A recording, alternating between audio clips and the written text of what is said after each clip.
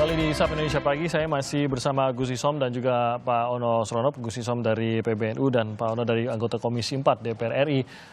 Saya mau mengutip apa yang menjadi peliputan di Harian Kompas hari ini pada halaman 11 mengenai 3 juta lebih, 3,18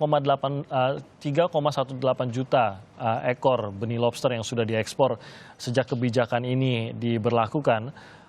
Dan catatan lainnya adalah ini akhirnya untuk budidaya dalam negeri dikatakan mulai justru kesulitan untuk mendapatkan benih lobster dan bahkan kalau mendapatkan harganya lebih tinggi daripada biasa. Pak Ono, mungkin Anda bisa mengomentari hal ini bagaimana agar meskipun aturan tersebut sudah dijalankan agar tetap terjaga hal-hal seperti ini ya, tetap melindungi para pembudidaya dalam negeri, tetap melindungi harga di dalam negeri dan juga mengenai aturan-aturan yang diberlakukan untuk melindungi mereka.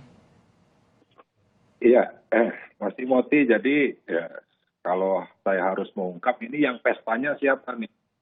Yang pestanya nelayan, yang pestanya Vietnam, atau yang pestanya pengusaha. Jadi yang memang terkait dengan permasalahan benur ini dari awal, khususnya juga fraksi PD Perjuangan pada saat itu menyampaikan bahwa harus ada penghentian ekspor dulu sebelum aturannya jelas. Nah, tentunya permasalahan ini, kalau dari menteri bahwa rakyatnya tertawa, rakyatnya senang, ya kita harus cek dulu. Jadi memang kalau di bawah, karena ada ketentuan misalnya pengusaha eksportir itu harus kerja dengan nelayan. Jadi nelayan ini ya banyak juga ya di pengusaha untuk melakukan kerjasama di mana juga dapat uang dari pengusaha tersebut. Jadi kalau memang nelayannya tertawa, ya memang nelayan sedang tertawa. Tapi apakah selanjutnya akan tertawa, ya belum tentu juga. Nah, sehingga dengan ekspor sudah dilakukan, sekali lagi saya sampaikan bahwa harus ada kajian yang komprehensif dari aspek ekonomi, aspek lingkungan, ya, aspek yang lainnya. Nah, sehingga terkait dengan ekspor bening misalnya, tentunya kan Menteri harus konsisten, misalnya terkait dengan permen yang mengatur terkait dengan jalur penangkapan dan alat penangkapan ikan. Semua jenis alat tangkap itu diatur mesak jaringnya, ya kan, besar kecilnya mata jaringnya itu diatur. Kenapa harus diatur? Untuk menghindari benih-benih ikan, benih-benih udang tertangkap gitu kan. Nah, diatur semua tuh. Semua alat tangkap dibatasi, mata jaringnya tidak boleh kurang dari, kalau tidak salah, 2 in yang dulu. Ya kan? Kalau 2 in ya berarti kan benih ikan itu tidak tertangkap. Nah, tapi di lobster ini malahan benih bisa ditangkap dan malah bisa diekspor. Nah, berarti kan dalam hal ini tidak konsisten. Nah, sehingga saya kembali menawarkan solusi seperti yang dulu saya tawarkan solusi zamannya Ibu Susi. Yang dulu Bu Susi 200 gram, diturunkanlah menjadi 100 gram. Nah, saya saat ini juga menyampaikan kepada di Prabowo, bisa ya benih loh tetap dilarang, tapi untuk penangkapan dan ekspor misalnya bisa dibatasi di 100 gram. 100 gram bisa ditangkap dan bisa diekspor. Nah, sehingga apa? Nilai lobsternya juga lebih tinggi bagi nelayannya. Nah, terus nelayan juga dorong untuk bisa melakukan budidaya, gitu kan. Benihnya bisa ditangkap, dibudidayakan sampai dengan 100 gram, ya silakan bisa diekspor. Gitu. Nah, mungkin ya itu tetap saya tawarkan solusi itu kepada Kementerian Perikanan. Kalau dari kemampuan sendiri, ini kan budidaya juga menjadi salah satu perhatian juga. Catatannya bahwa untuk budidaya pun salah satu alasan kita mengizinkan ekspor ini adalah karena kita juga memiliki keterbatasan untuk kemampuan budidaya hingga nanti teknologi budidaya ini bisa dikembangkan dan kita miliki. Barulah mungkin kita akan menyerap semua benih lobster ini di dalam negeri, tidak perlu lagi mengekspor. Nah, kemampuan budidaya kita paling tidak catatannya kan hanya sekitar 3 juta ekor setahun, sementara benihnya jauh lebih banyak dari itu. Yang kita ekspor saja sudah lebih dari 3 juta. Ya. Nah, budidaya ini juga tidak hanya budidayanya saja, ada aspek lain misalnya terkait dengan distribusi. zaman 5 tahun kemarin, kenapa budidaya khususnya yang di laut itu juga banyak yang tutup? Ada 12.000 keramba jaring apung yang tutup. Karena memang saat itu aspek distribusinya ditutup juga. Tidak boleh kapal asing pengangkut ikan membeli langsung kepada keramba-keramba jaring apung. Nah, sehingga dalam hal ini juga perlu kita buka seluas-luasnya bagaimana bukan hanya teknologi budidayanya, tapi juga distribusinya. Nah, kita kan sebenarnya bisa lah untuk bisa membudidayakan. Kita dengan Vietnam, saya yakin tidak kalah. Kita juga mempunyai misalnya zona-zona yang memang bisa diperuntukkan untuk keramba jaring apung khusus budidaya lobster. Kita juga sumber pakannya juga ada. Toh Vietnam selama ini juga sumber pakannya dari Indonesia juga. Pada saat misalnya ekspor benihnya ke Vietnam, mereka budidayakan, pakannya dari ikan-ikan ruca juga mereka curi kan dari Natuna, dari Laut Cina Selatan gitu kan. Nah, sumber-sumber itu juga kita punya gitu kan. Nah, sehingga pada saat kita dorong budidaya lobster itu, sumber pakannya juga kita perhatikan dalam arti misalnya pukat-pukat kecil, cantrang-cantrang kecil misalnya yang sebagai nanti menghasilkan ikan-ikan ruca untuk lobster ini juga bisa diizinkan dengan pengaturan yang sangat ketat misalnya.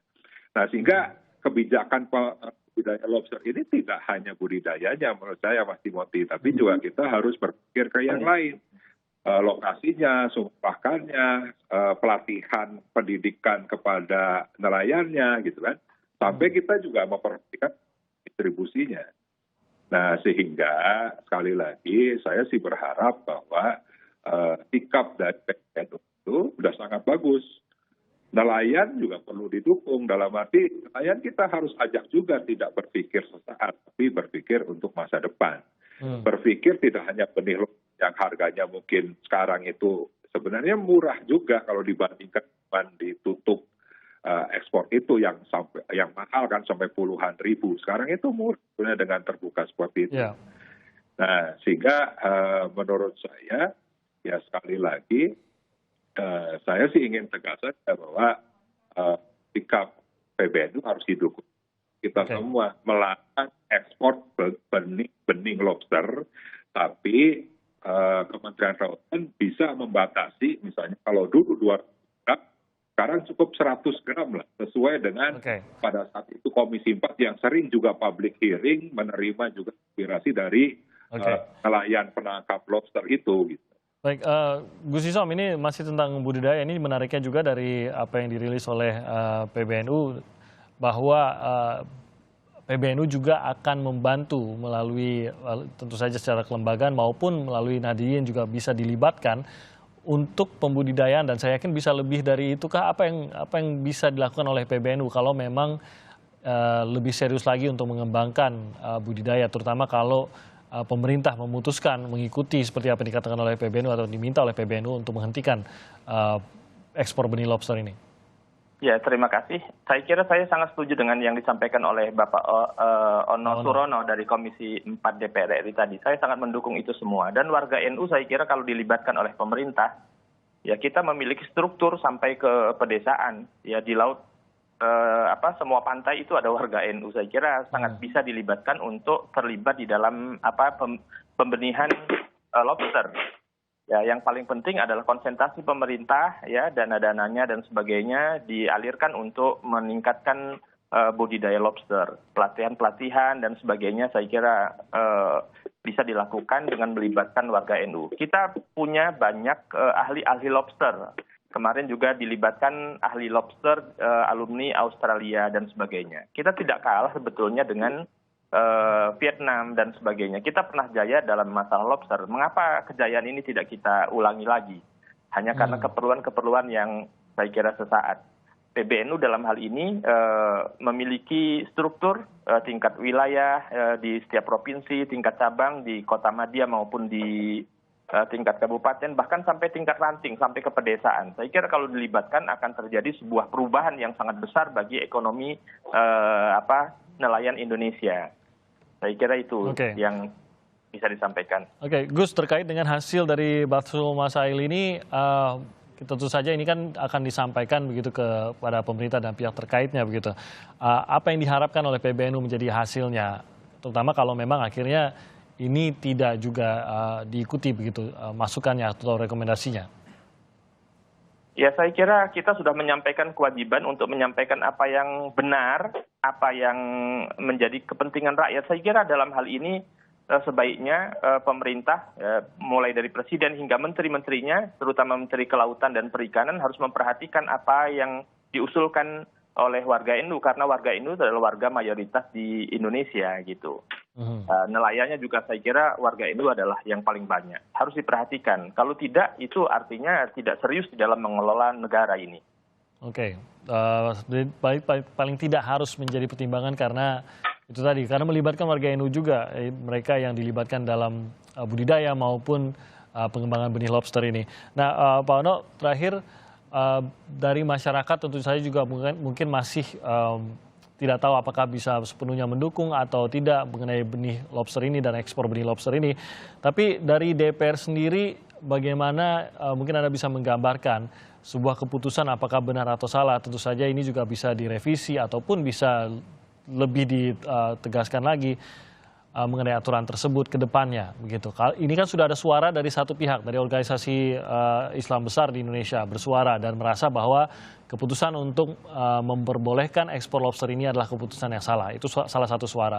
Suara-suara seperti ini kan bisa saja muncul, bahkan suara dukungan juga bisa saja muncul. Bagaimana evolusi dari keputusan ini ke depannya? Mungkin Anda bisa menceritakan, benarkah bahwa ini masih bisa dibatalkan atau diperbaiki atau direvisi atau bagaimana ke depannya? Ya, dengan masa lalu yang menimbulkan polemik sampai dengan konflik di masyarakat ya, beberapa polsek misalnya dirusak oleh masyarakat, di penangkapan juga nelayan oleh aparat kepolisian, demo di mana-mana. Nah, sehingga dari dulu pun sampai sekarang ya, misi 4 atau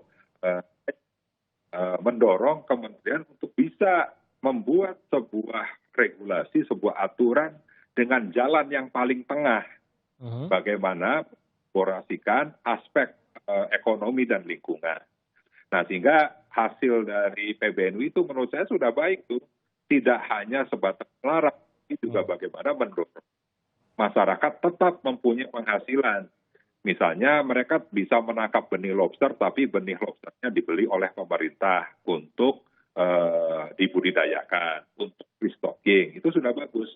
Nah, sehingga bagaimana saya mempunyai penghasilan. Nah, yang kedua, ya tadi untuk terkait dengan ekspor, ya harus ada pembatasan, gitu kan. Taruhlah misalnya tadi 100 gram, jangan benih, tapi 100 gram itu bisa diekspor.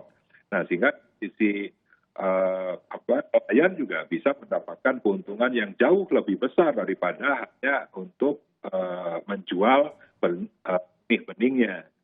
Nah, sehingga ya tentunya apa yang harus dilakukan oleh Komisi 4, mungkin sekarang reses, di tanggal 13 kita sudah mulai masuk masa sidang di DPR, kita akan melaksanakan rapat kerja. Nah, tentunya PBNU yang sudah menyampaikan sikap seperti itu, nanti juga insya Allah, nanti juga saya akan sampaikan, saya akan suarakan juga pada saat rapat kerja dengan Menteri Edi Prabowo, dan tentunya sama, kebetulan di Jawa Barat itu ada lembaga pengembangan potensi kelautan dan perikanan PWNU Jawa Barat, dan kebetulan juga ada di itu Gus Isom. Jadi kita. Ya, terima kasih. Jadi memang persoalannya juga bukan. Ya, silakan mungkin ditanggapi Gus Isom. Iya, saya kira persoalannya bukan pada aturan yang dikeluarkan oleh menteri saja. Yang menjadi problem kita adalah ketika sebuah peraturannya bersifat ideal, realitanya pada implementasi yang amburadul karena kurangnya pengawasan. Saya kira kita semua harus mengawasi dengan ketat. Ya, dan misalnya, gitu kan, Kementerian Kelautan juga harus melibatkan pemerintah daerah. Seperti misalnya kemarin saya bertemu dengan Bupati Pangandaran. Bupati Pangandaran sekarang masyarakatnya untuk menangkap benih lobster, dan juga ini tentunya harus juga dilakukan di Kabupaten lainnya. Misalnya kalau di Jawa Baik. ada Sukabumi, gitu kan, ada Cianjur.